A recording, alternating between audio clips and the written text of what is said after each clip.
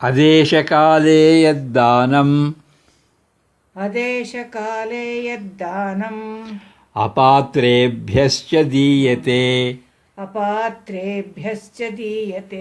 ಅಸತ್ಕೃತಮವಜ್ಞಾತಂ ತತ್ತಾಮಸಮುದಾಹೃತಂ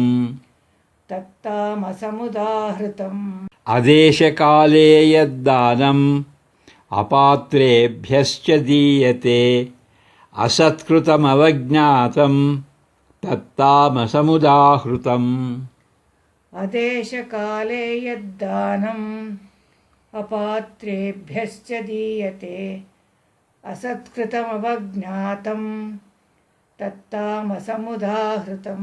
Tamasic dana is that which is made to undeserving people at inappropriate time and place and given insultingly.